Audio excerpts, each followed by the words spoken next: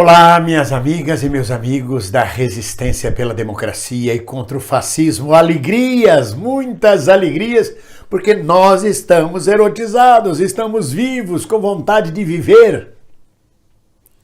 Há alguns anos atrás, conversando com a atriz franco-brasileira Jacqueline Laurence, falando sobre a resistência francesa e sobre a ocupação nazista na França, ela me desmistificou a resistência. Foi um choque para mim. Ela me disse: bem-vindo à resistência francesa. Só no final, só próximo da invasão da Normandia, é que ela se fortaleceu. Antes eram pequenos grupos, praticamente inexistentes. Se o povo francês realmente quisesse resistir, quisesse negar a invasão nazista, os nazistas não teriam ocupado a França. Mas o povo francês foi omisso, foi permissivo, foi colaboracionista. E aí ocuparam os nazistas a França. Ele veio um choque. Falei, como? Durante os primeiros anos de resistência, os grupos de resistência eram muito pequenos. Foi quando o povo viu a oportunidade de que a mudança de regime ia ocorrer, é que deixaram de colaborar, é que deixaram de ser omissos, é que deixaram de ser inativos e juntaram-se à resistência. E a resistência cresceu.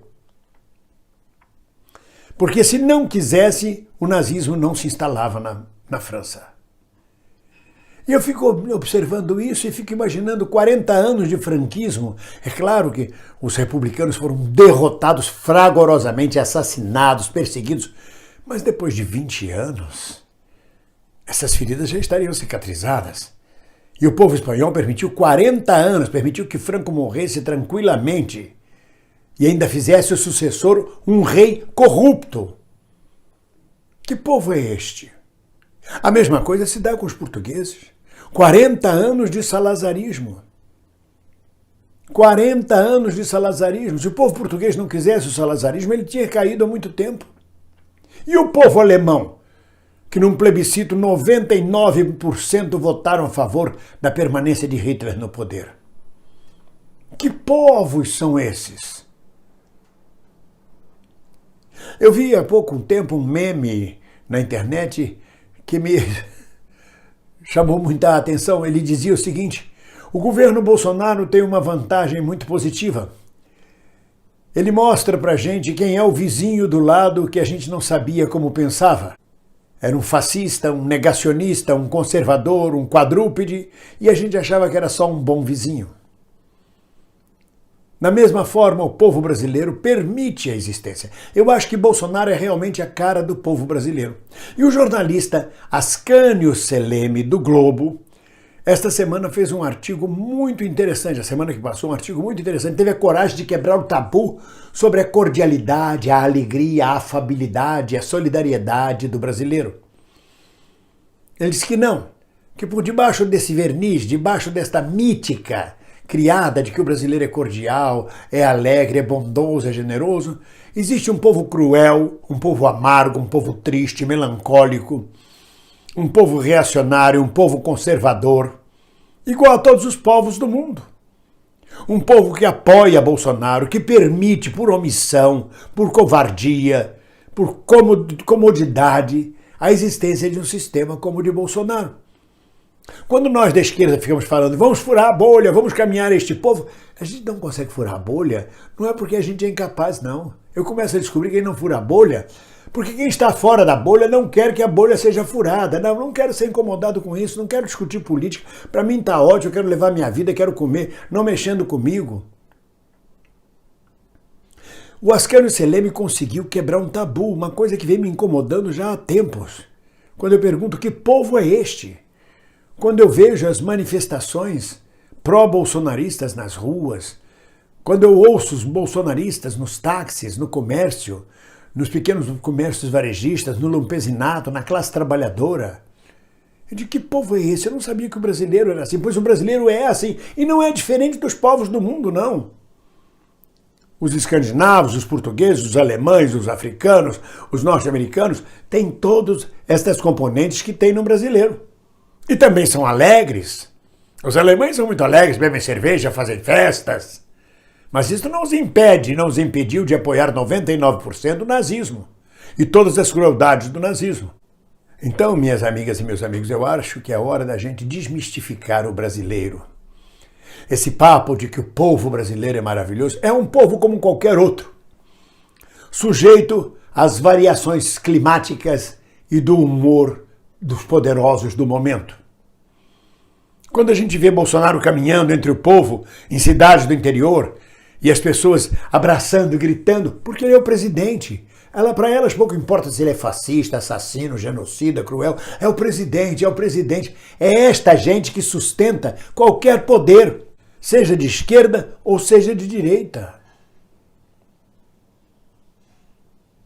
O povo russo aturou durante décadas, sistemas totalitários, anti-humanos, em nome de uma revolução libertária. Que de libertária não tinha nada, só tinha de sufocamento de qualquer oposição, de assassinatos em massa, de crimes e mais crimes praticados por Trotsky e por Stalin. A mesma coisa o povo do Haiti e de todas as ditaduras da África. Então, não adianta só colocar na ordem do dia, o povo brasileiro é assim por centenas de anos de ignorância. Não, nós temos povos educados. Os húngaros, os poloneses na Europa dão um exemplo hoje de radicalismo de direita. A Itália, que chegou a ter o maior partido comunista do Ocidente, hoje entregue à extrema-direita e à direita. A extrema-direita crescendo em Portugal. As pesquisas indicam terceiro lugar nas eleições legislativas, à frente do Bloco de Esquerda e do Partido Comunista. De onde vem essa gente? Vem da mesma gente que apoiou o nazismo, que apoiou Franco, Salazar, Hitler, Bolsonaro. É a mesma coisa. Não tem povo bonzinho, alegre e cordial. Vamos desmistificar essa coisa do brasileiro e enxergar ele como realmente é. Como massa, ele vai se mover de acordo com seus interesses de massa. Faltou comida, faltou arroz, faltou feijão, faltou carne, faltou auxílio emergencial, cai a popularidade do presidente, seja ele fascista, nazista ou comunista.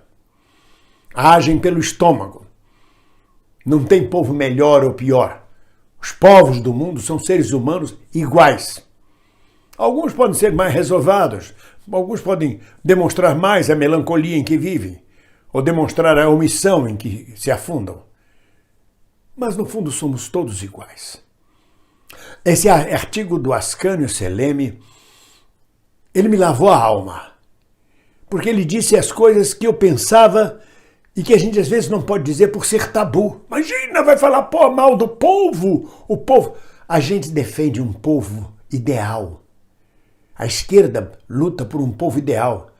Na verdade, a gente luta pelos nossos ideais, daquelas pessoas que pensam como a gente, e que é uma grande parcela da população. Mas isso não é o povo brasileiro. Mesmo aqueles que estão lutando com a gente são muito cruéis, são muito perversos, são muito malvados, são muito maldosos. Quando você entra nas redes sociais, os comentários da esquerda aos artigos e aos vídeos colocados pela direita têm o mesmo nível, o mesmo baixo nível que os ataques da direita. Não difere. A massa não difere de si, a crueldade está presente. É quebra de tabu? É horrível dizer isto, mas é uma verdade. É uma verdade absoluta. O individualismo, o egoísmo, a falta de solidariedade. O brasileiro não é solidário? É solidário. Otto Laro Rezende já dizia, o mineiro só é solidário no câncer. E o brasileiro é solidário quando?